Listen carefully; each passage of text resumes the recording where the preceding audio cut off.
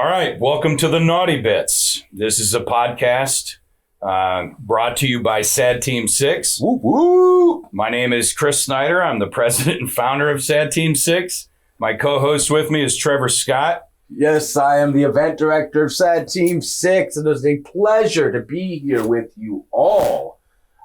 So let's jump right into this, shall we? What's Sad Team 6? I have no idea. Tell me like I'm someone who's never heard of it before. Well, as a member of the board of directors, this disturbs me. Yes, I know. Sad Team 6 is a nonprofit that I founded with a lot of help from some amazing people. You're welcome. Oh, yes. Yeah, you're thank welcome. you. You're Thank you. January 5th of 2024, I left my home with a loaded weapon and no intent to return. Subsequently, I spent 6 days in a psych ward, and then the next several weeks in Upper Marlboro, Maryland, at the IAFF Center of Excellence. I'm sorry, FF? IAFF, International Association of Firefighters. Of firefighters, Yeah. okay. I am a firefighter. There you go. While I was there, I met an incredible group of men and women that were like me, had some years in the fire service, and were kind of the misfit toys. Gotcha. Yeah.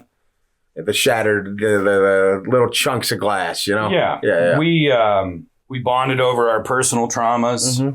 Mm-hmm. While we were there, we started calling that location Sad Camp. Okay.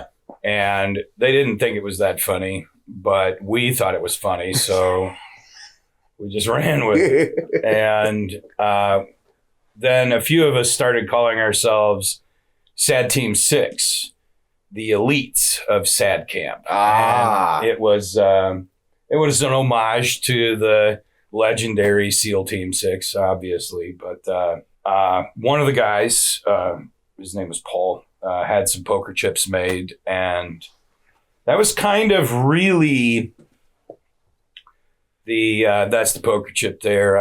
I carry it with me almost every day. Mm-hmm. It's a reminder of the support that I have. Yeah, absolutely. And it's a reminder that I'm not walking alone. No, right. That when the goofiness happens inside my head, I got people. Yeah. And now, if you take that to a bar and turn it in, do you get a free drink? You'd have to pry it from my dead hand. Fair enough. All right. Noted. Yeah. I returned to work in the end of March of 2024. And then in May, we lost one of our brothers where I work to suicide. So following his death, it was a catalyst for me to get off of my ass and start telling this story.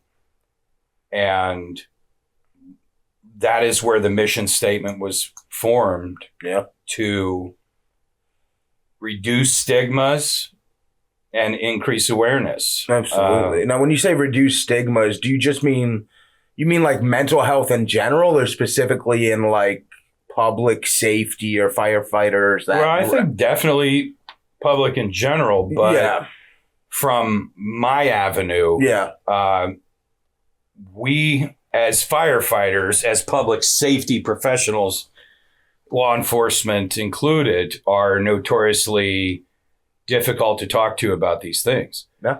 We're a type that has been told their whole lives to suck it up, rub some dirt on it, make walk like it a off. prostitute and suck it up. I did once have a prostitute throw a rubber at me. Used? Yeah, oh yeah. Oh, wow. She pulled it from herself. Okay. That's life. That's life. That's life in public safety. Sometimes a chick just pulls a rubber out of her and boom, here we are. Yeah. But where were we going with this? You're talking about you were getting off your ass after your brother took his life. So I started making phone calls and talking to people that I met at the Center of Excellence. I started the conversation with some close friends, and I got to a point in my recovery where I felt strong enough to start speaking about it publicly. Okay. And with the stigmas that are around fire and police, there's real fear in speaking about your problems. There's fear about being judged by your coworkers, by administration, fear of losing your job. Yeah.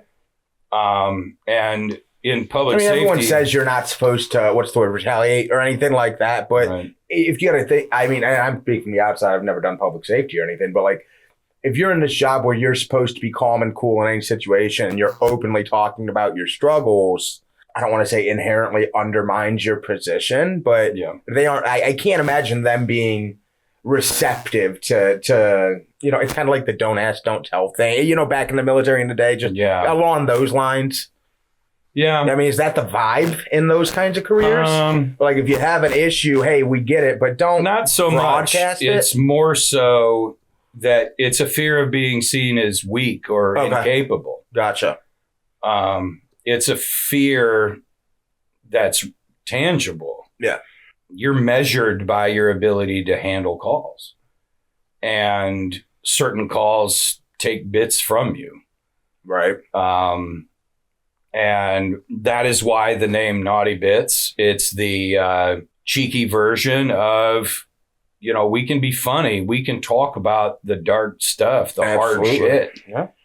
But it's just the naughty bits, it's what it is. That it is a large part of our careers.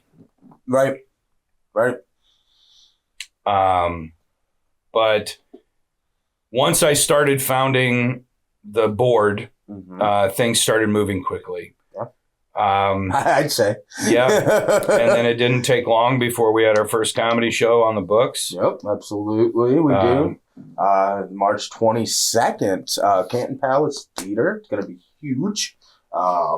Really excited to do it. We got a lot of great comics on that lineup, so it's going to be a good show. And I'm happy that we're able to do, my background, I am a comedian, ladies and gentlemen. You follow me at Trevor Scott Laughs on social media. But plug, shameless plug. But I got into this, and no Chris through comedy. I love to make people laugh. And if I can make people laugh for a reason, for a cause, to help in service of others, I mean, it just makes it that much sweeter. You know what I mean? Yeah. So, I'm excited that this show, we're going to be able to hopefully raise quite a bit of money and really allow us to provide resources for someone going through something of this nature. Mm-hmm. So yeah, it's just nice to be a part of that. So you got things going. We got rolling. We got a show coming up. That's awesome. Let's give them a little background about, let's see, we'll tell them how we met. All right. The year was 1929. It was dark. My grandfather just got off a ship don't look at me like that. I don't know. I don't know where I'm going. I'm sorry. It faded. Yeah, it faded. But it was a great effort. It was. I tried. You had steam for a minute. I didn't land the plane. No. Neither did those guys last week. Too soon? What did you say? Sorry, folks. What was it? Trevor Scott. No, you gotta worry about that. So we met at Crackpots Comedy Club in Massillon. Yeah, absolutely. I did. We ended up doing some stand up there together. Yeah.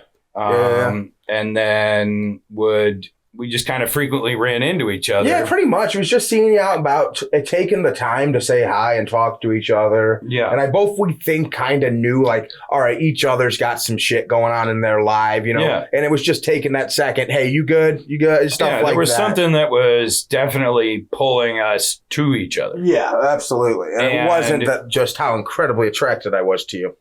Well, that tracks, honestly.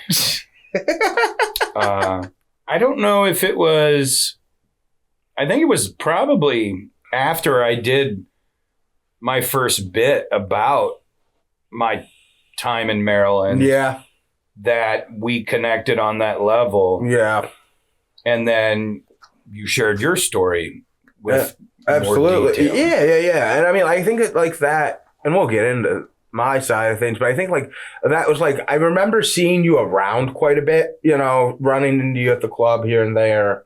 This was before you had went away to SAD camp and you had your time. And then I think I saw you after you disappeared for a little bit. I saw you after you came back. I did. But he disappeared just like my dad did 29 years ago. But anyway, this anyway, disappeared. But then when you came back, you came back on stage and that's what you talked about. And I can't remember anything you said. Like there was no joke that stuck out or anything. But what I remember is the vulnerability. You know, you were speaking from a place that meant something to you. It didn't matter whether it was funny. Well, it's funny, but it didn't matter whether it was funny or not because you could tell it was real. And I think that's kind of what connected us, me. So I had born with a lot of medical issues. I had a liver transplant when I was 10. Kidney transplant just in July of last year. How old were you when you're in that picture with that? Toby Was Keith? 3 days before my liver transplant. They let me, I was 10 years old. They let me out of the hospital to go meet Toby Keith.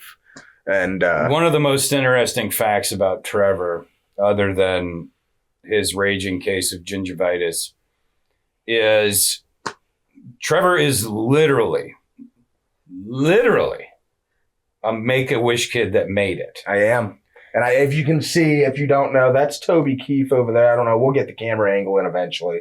But I can picture me and him on stage. And you can see, like, I outlived my Make-A-Wish, guys. Like, that's not supposed to happen. I made it. So, fun fact. I don't remember who you were meeting for the first time that I set up. It may have been Dan. And I said, yeah, you'll meet Trevor. He's a ginger that looks like a Make-A-Wish kid that made it. And I made that joke before. You knew I was a Make-A-Wish kid that made it? I knew that you were a Make-A-Wish kid that made it. And I want you to know that for at least 3 seconds, I felt awful. And then I was like, nailed it. How rude of you to make assumptions in this day and age. You know what I mean? I assumped the fuck out of you. That's awesome. Yeah, but I mean, I think just when I do comedy, so when I go on stage, I talk a lot about things that I've went through in my life, the medical struggles. And, you know, when I was really early on starting out, I got the note a lot like, hey, people are there to laugh.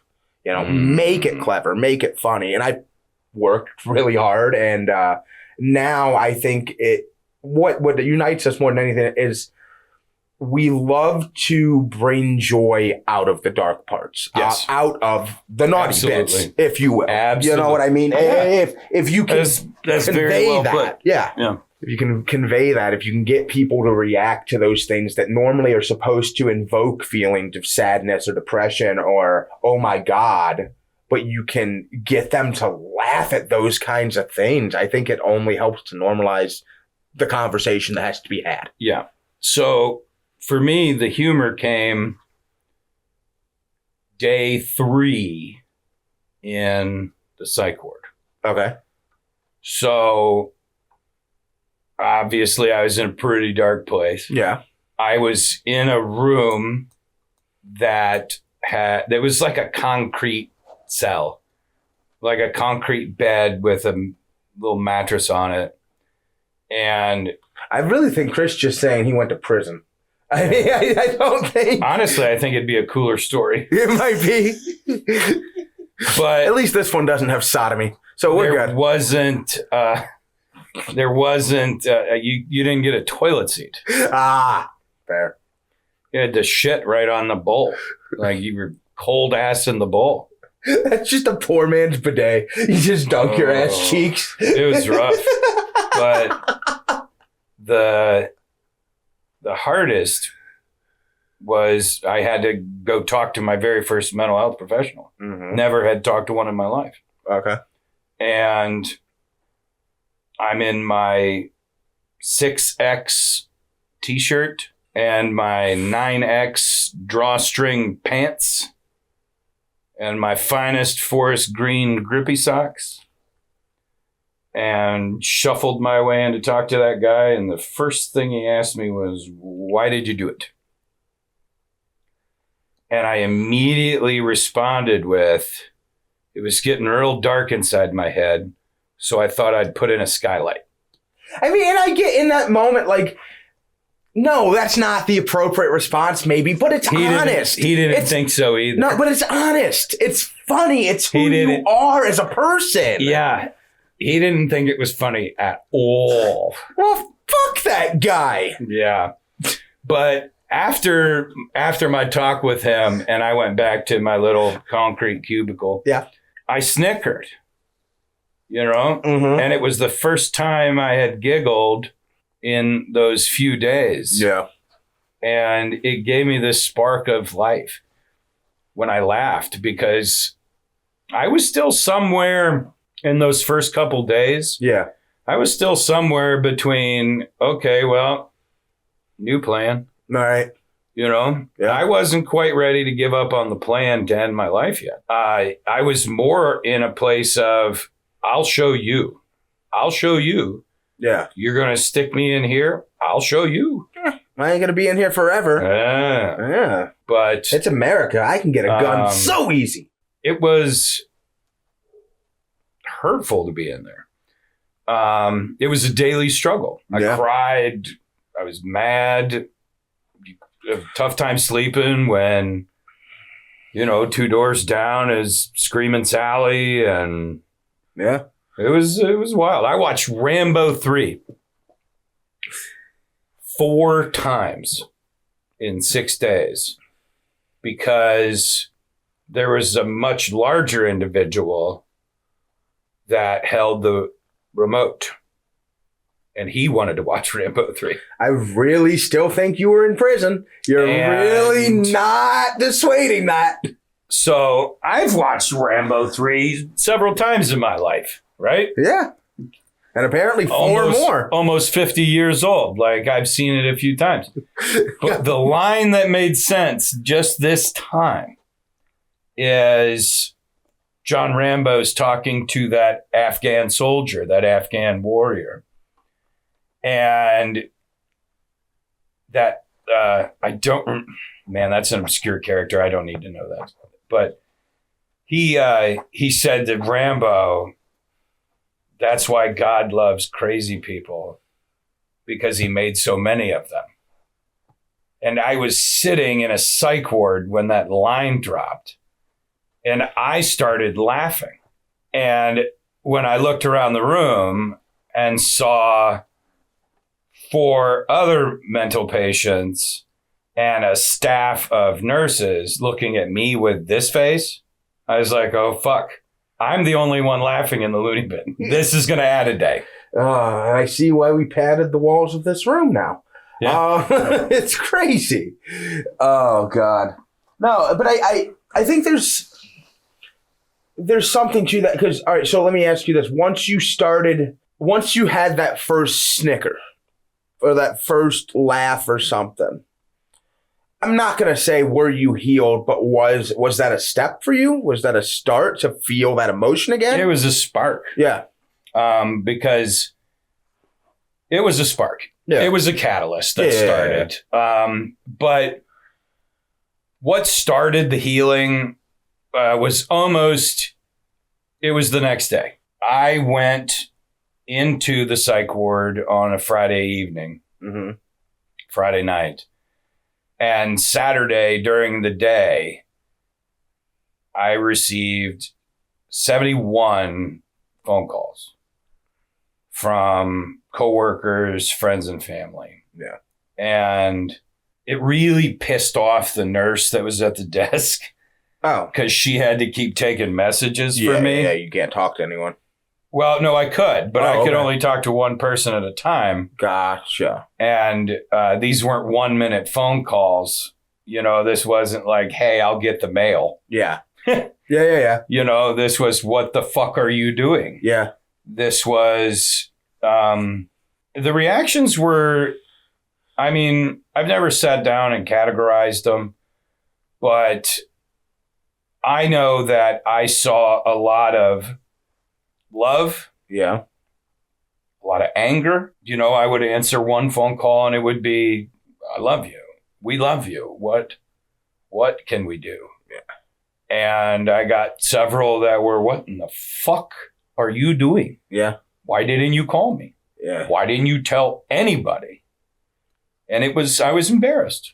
Well, yeah, but I think people need to realize as well. And I mean, of course, everybody's going to have that emotions in that situation. You know what I mean? But Yep. I don't think you get to that point because everyone knows how you're feeling. You get what I'm saying? It was the beauty of that many people, because it wasn't like you picked up the phone and said, can you ring Chris's room? You had to call the automated system. The system transferred you. And then you got transferred to the floor. And then the nurse would announce to me, and then I'd have to go answer the phone. But I had 40 Post-it notes with a name and a phone number on them. Multicolored Post-it notes.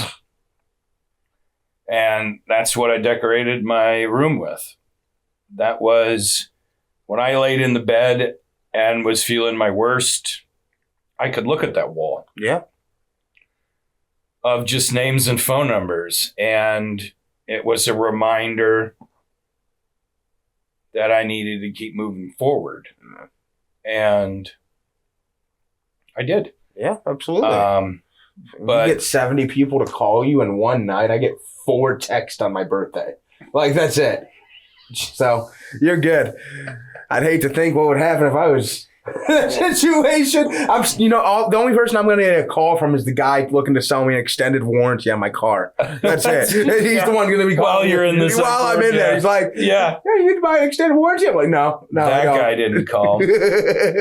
Yeah, nobody cares. I care, Trevor. Thank you, Chris. Thank you. Trevor, if life lands you in the psych ward, I will call you. If life lands me in the psych ward, I probably deserve it. That's just the reality. If you're not there by now. Yeah, exactly. I haven't made it yet. So now we've went ahead, we've recapped. Let me ask you this, because this is kind of our intro episode. You know, we are going to be having some guests on to talk about the mental health side of things, to talk about the comedy side of things. And it's just going to be a hodgepodge of some serious conversations, some funny clips when we can. But like you said, a long term. I mean, as we sit here, we have a show coming up, Camp Palace Theater in March. We're going to be in Indianapolis now in April with 3 more shows. Oh, yeah. So we'll have a... We just locked in... what's the name of the club? So the name of the location is it's John's Famous Stew. It's a restaurant that's been around in Indy for a long time. They have a brand new second location. We're going to be there 3 nights in April with national touring comedian Brad Rigler, who has headlined at, I think, 30, 40, 50 comedy clubs across the country. And he's an Indiana native, so he's really excited to help us out. Well, the cool part is we're going to be there during FDIC. So when all of the for all our non-firefighters, what's FDIC? Yeah, for the non-firefighters. Sorry. Common folk. Yeah, we're the plebs. We're the peasants. Fuck you. It's the largest gathering of firefighters in the country, I do believe. Okay. I was fortunate enough to attend it a few times for training during my career. I got to see some of the legends in the fire service that we have currently, the fire celebs. Yeah. You know, I just imagine those are guys that are just burned to shit. no. Let me show you something. Oh my God. Yeah, no, these are men, women in their field that have gone above and beyond, you know, and are revered. Oh, so I just insulted our national heroes? Yeah, kind of. Yeah, a little bit. But that's all right. What was it? Trevor Scott died. At Trevor Scott laughs. Please follow for upcoming tour dates. I'm on the road soon.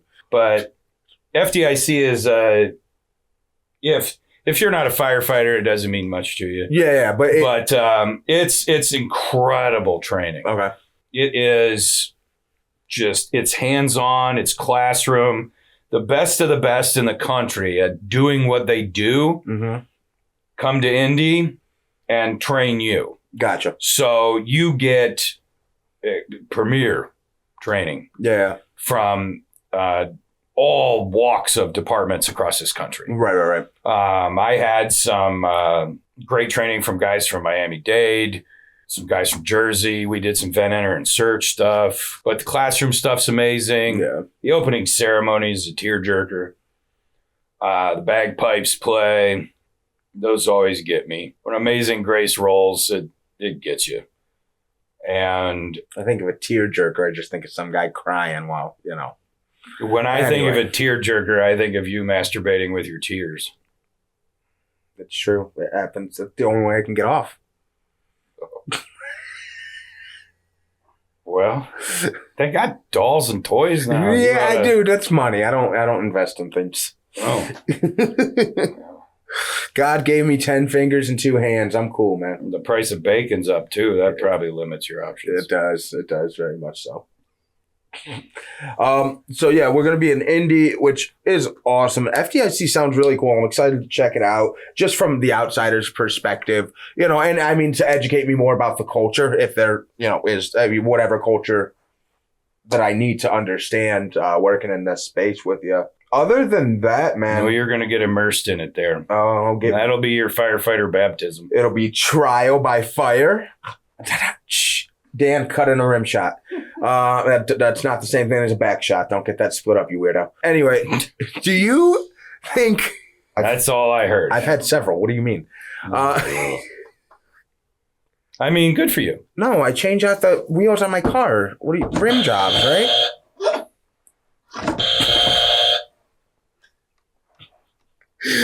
Anyway.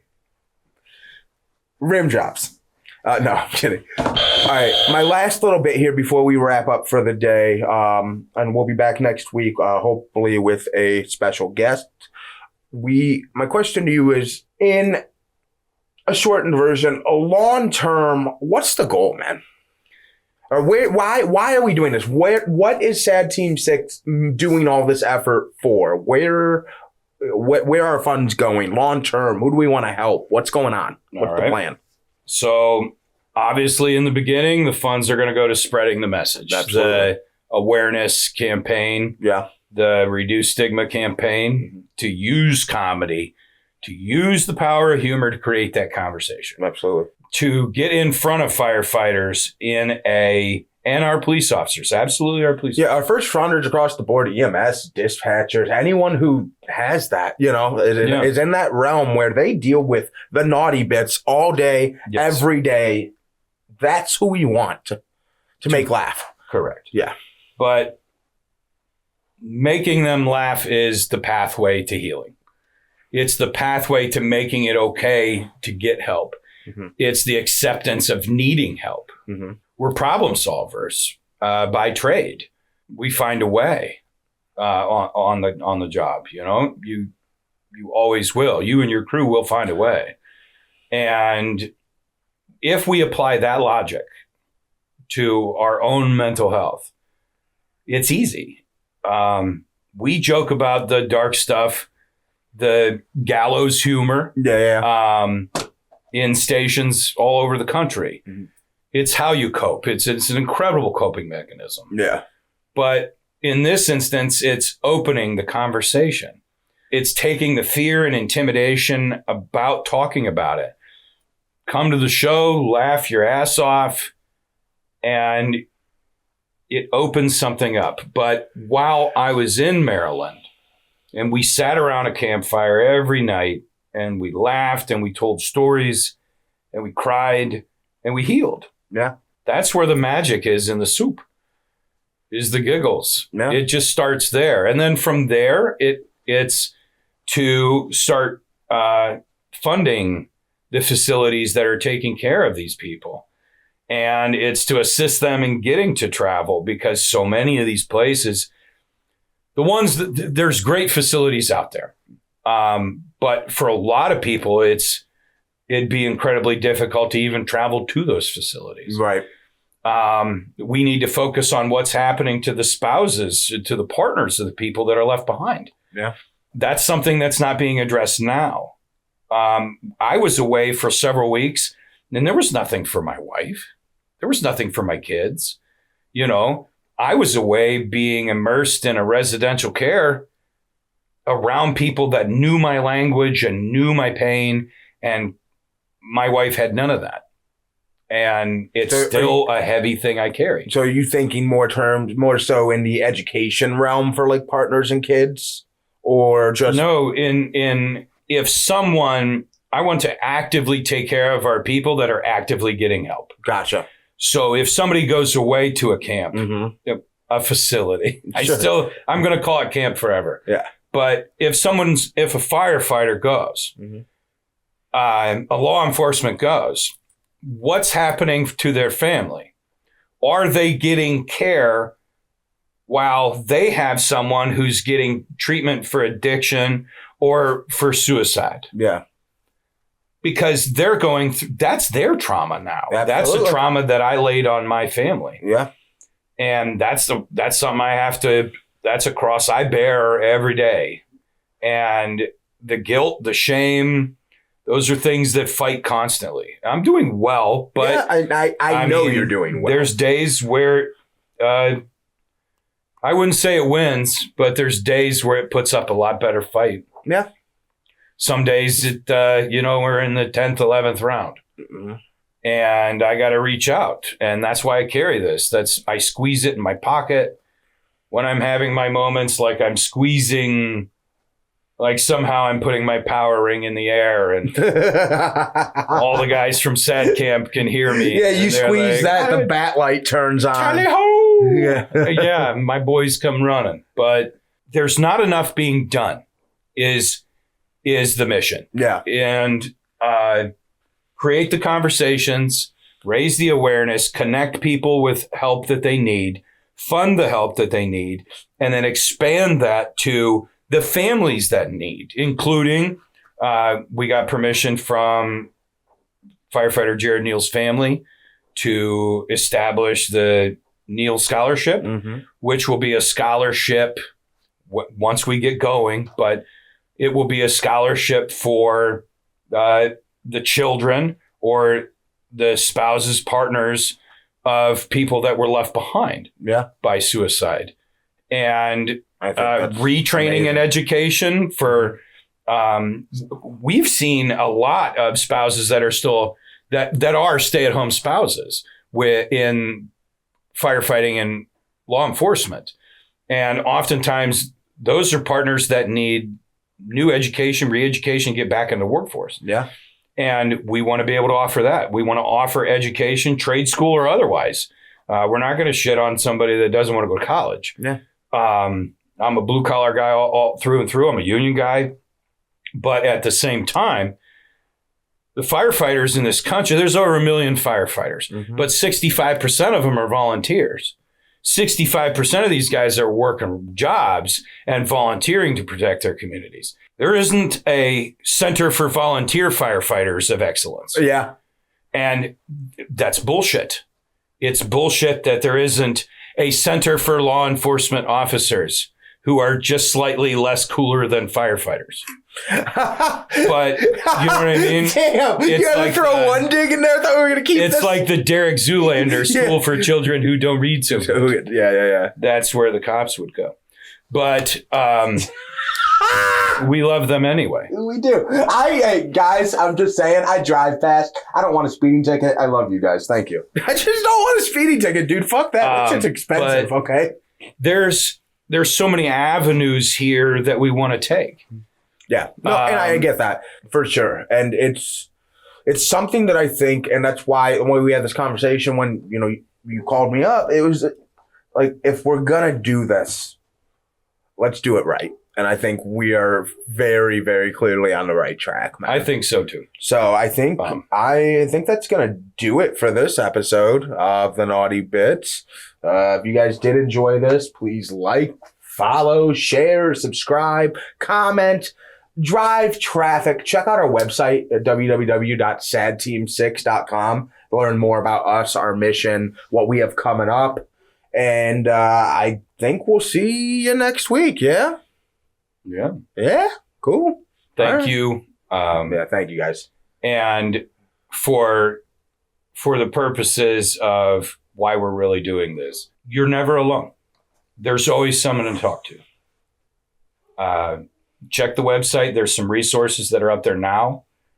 As always, 988 is an excellent resource. It's an anonymous resource that you can call when you're feeling down, when you're feeling that way.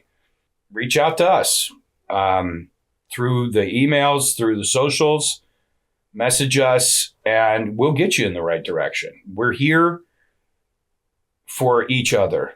Law enforcement, public safety, firefighters, the paramedics, the EMS, the dispatchers, correction, sheriffs, all of them. Nobody's alone. Never alone. That's why the logo says it. You're never alone.